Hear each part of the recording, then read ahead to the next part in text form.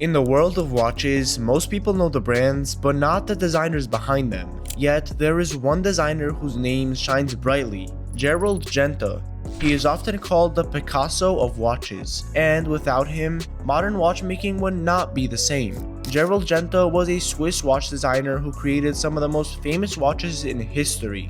His designs were bold and innovative, and they changed what people thought a luxury watch could be. In this video, we will journey from his early days as a young artist to the creation of legendary timepieces that became symbols of style and prestige. And by the end, you'll see why Gérald Genta is truly the one watchmaker who changed everything. But first, we're gonna have to find out how he got there.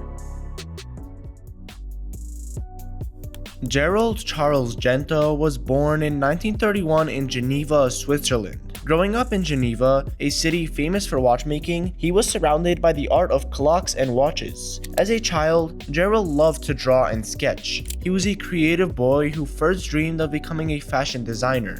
Instead, he found his way into watch design, which combined art with mechanical science. At age 20, he finished his training as a jeweler and goldsmith and earned a Swiss diploma in jewelry design. In 1951, the young Genta joined a respected Swiss watch company called Universal Geneva. He didn't know it yet, but this was the start of a journey that would change watch history forever. In the mid-1950s, commercial airplanes began flying new routes over the North Pole. Universal Geneva was asked by Scandinavian airline system to create a special wristwatch for their pilots who flew these polar routes. Flying over the North Pole meant the pilots' watches would face strong magnetic fields that could disturb timekeeping, and the task to design this new watch fell to Genta's hands, who was just 23 years old. In 1954, he created an elegant yet durable watch named the Polerouter. The Polerouter was anti-magnetic, meaning it could resist the effects of magnetism so it would keep accurate time during the polar flights. The watch had a clean black dial with a distinctive inner bezel ring and graceful lugs that curved elegantly. In 1955, the watch was renamed Polerouter and became a hit for Universal Geneva.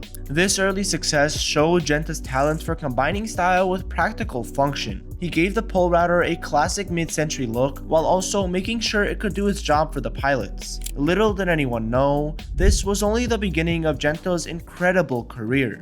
After the Polerouter's success, Genta's reputation as a talented young designer grew. In 1959, he began working independently, taking on projects from other big brands. One of his first major freelance projects was with Omega, one of the world's most famous watchmakers. Omega wanted to update their flagship Constellation dress watch for their new decade of the 1960s. Genta stepped in and refreshed the Omega Constellation's design, introducing a signature touch, the Pi Pan dial. With a flat center and the sloping edges, the unique shape gave the watch an elegant depth and became an enduring hallmark of the Constellation line. Genta also worked on a new case design for later Constellation models called the C case, which had a smooth, curved shape like the letter C, making the watch look modern and integrated. These contributions helped establish the Constellation as an icon of mid-century style. By blending form and function, beauty and precision, Genta was proving himself as a visionary designer even in his 20s. Throughout the 1960s, Gérald Genta continued to lend his creative touch to various brands. For example, he designed an elegant dress watch for Patek Philippe called the Golden Ellipse in 1968. The Golden Ellipse had a distinctive oval-shaped face, and it remains one of Patek Philippe's classic models. By the end of the 1960s, Genta had a track record of hits. From Universal's Polerouter to Omega's revamped Constellation and Patek's Golden Ellipse, he had shown he could design everything from sporty tool watches to refined dress watches, but his greatest contributions were yet to come, as the watch world was about to be turned upside down in the 1970s. The early 1970s brought a crisis to the Swiss watch industry. Cheap and accurate quartz battery watches from Asia were suddenly competing with traditional Swiss mechanical watches. Swiss companies were struggling, and one prestigious brand, Audemars Piguet, needed a bold idea to survive. In 1971, on the eve of an important watch fair, Audemars Piguet managing director Mr. Georges Golay urgently contacted Gérald Genta. The company wanted a totally new kind of luxury watch to attract customers, and they needed the design overnight. Genta later recounted that he received the call at 4 p.m. and was asked for a sketch by the next morning. Rising to the challenge, Genta worked through the night and created one of the most iconic watch designs in history. That watch would be called the Royal Oak. Introduced in 1972, the Audemars Piguet Royal Oak was unlike any luxury watch before it. Traditionally, luxury watches were made of gold and were fairly small and conservative. Genta's Royal Oak broke all those rules. It was made of stainless steel, yet it was priced higher than many gold watches of the time. It was also large in size and had a daring modern style. The Royal Oak's most striking feature was its octagon-shaped bezel, the frame around the dial inspired by his ship's old-fashioned diving helmet. Genta took inspiration from deep-sea diver helmets which have screws holding the faceplate. He made the Royal Oak's bezel octagonal with 8 exposed screws, so the screws were visible on the front of the watch. In the past, watch screws were usually hidden inside, but Genta chose to make them part of the design, giving the watch an industrial and bold character. This idea of showing the screws was completely new and made visible what had always been meant to remain hidden, as Genta said. Another groundbreaking feature was the integrated steel bracelet. Instead of having a separate leather strap, the Royal Oak's metal bracelet flowed seamlessly into the watch case, as if it was all one continuous piece of steel. This integrated bracelet made the watch look very sleek and unified. Inside, the Royal Oak used an ultra-thin mechanical movement, allowing the watch to be slim and elegant despite its large size. All of these elements, the octagonal bezel, the visible screws, the integrated bracelet, the mix of sporty and luxury, combined to create a watch design years ahead of its time. But just like the Audemars Piguet Royal Oak, another company wanted something very similar that would also sell out. If you ever heard of a brand called Patek Philippe, it's a very small brand. Just kidding, it's one of the biggest watch brands out there, and they decided it was time for them to try a luxury sports watch too.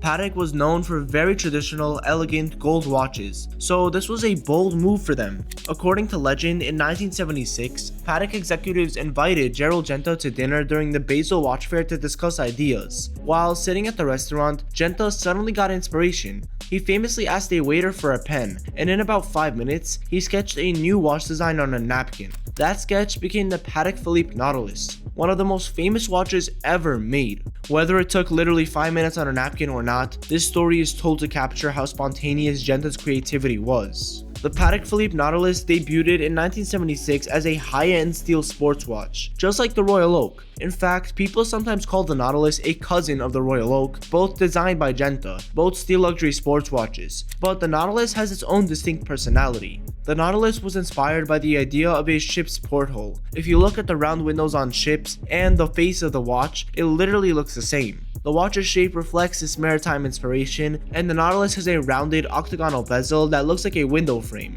On the sides of its case are 2 small ears, or hinges, which mimic the hinges of a porthole that would clamp the window shut. This gave the Nautilus a very unique silhouette, neither round nor square, but something in between, both elegant and sporty. Just like the Royal Oak, the Nautilus also featured a steel case with an integrated bracelet, making it a cohesive piece of design. It was also built for action, and the original Nautilus was water resistant to 120 meters, an impressive feat for a luxury watch in the 1970s. Over the years, the Nautilus gained a strong following and became a pillar of Patek Philippe's collection. In the 1980s, Patek introduced new Nautilus versions, including smaller mid-size models and even ladies' models, which helped more people appreciate its design. The Nautilus design remained fundamentally the same, proving how enduring Genta's concept was. Decades later, Patek Philippe is still making Nautilus watches, and they are hotter than ever. In recent times, certain Nautilus models have reached incredible levels of demand and value. For example, a special edition Nautilus 5711 with a Tiffany & Co. signed blue dial sold for over $5 million at auction. The Nautilus has truly become a symbol of exclusivity and success in the luxury watch world. Celebrities, athletes, and collectors all covet over the Nautilus, and waiting lists for new models can be many years long. Although Gérald Genta's creative streak in the 1970s didn't stop with Audemars Piguet and Patek Philippe. Around the same time he crafted the Nautilus, he was hired by another respected brand, IWC, International Watch Co., in order to redesign their engineer's watch, the IWC Engineer. I know it's pronounced differently, but I am not going to pronounce it. Just kidding. The ingénieur, which means engineer in French, was originally launched in the 1950s as a robust watch for scientists and technicians, prized for its strong resistance to magnetic fields. By the mid-1970s, IWC wanted to give the ingénieur a fresh look to appeal to the luxury sport market. Genta's redesign, released in 1976, was officially called the IWC and Bulgari SL Jumbo, reference number 1832. Once again, Genta applied the same successful formula of an integrated steel case and bracelet and a bold bezel with screws. The new watch featured a chunky 40mm steel case, large for the time, hence the nickname Jumbo. It had a unique 5-point bezel with the 5 visible screws or recessors arranged around the dial. And aside from the ingénieur, Genta had a hand in other notable projects in the late 1970s. One example is Bulgari.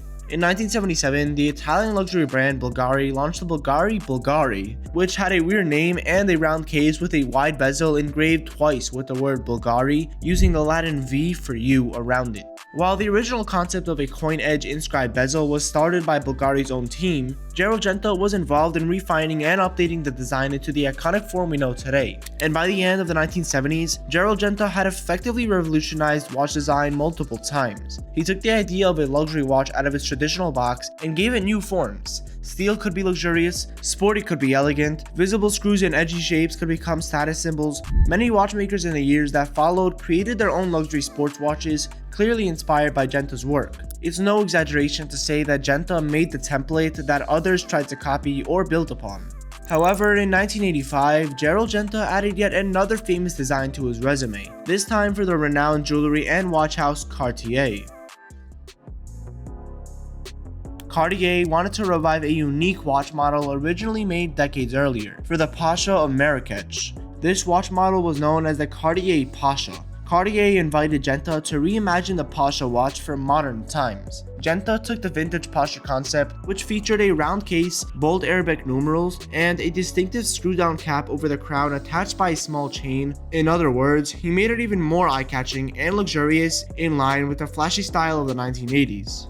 But honestly, let's skip that, because one of my favorite things about Gerald Genta is that in the year of 2000s, after an illustrious run, Gerald Genta sold his brand to the luxury group Bulgari. Under Bulgari, the Gerald Genta name continued for a while, such as when Bulgari released the Octo case design, which later became the basis for Bulgari's own Octo Finissimo line, which honestly is one of my favorite. And one amusing fact is that despite creating so many watches, Genta himself didn't like wearing watches. He once proclaimed, "I don't like watches. For me, watches are the antithesis of liberty. I am an artist, a painter, and I hate having to adhere to the constraints of time." He saw himself more as an artist and creator, and in a poetic way, disliked being chained to time. So he poured all of his brain into designing timepieces for others to enjoy.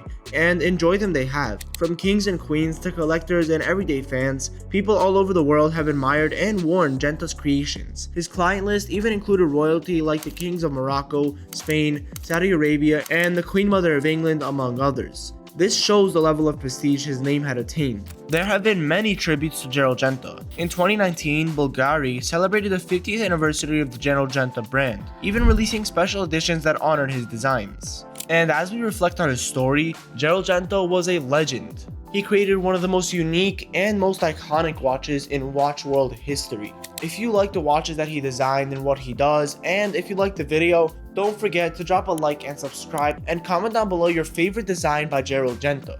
I hope you learned a lot in this video and enjoyed it. That was the goal, and if you did, YouTube really thinks you're gonna like and learn a lot in the video that's gonna pop up right now, so trust me, click on it, you will not regret it. Thank you for watching and have a great rest of your day. I'll see you in the next one.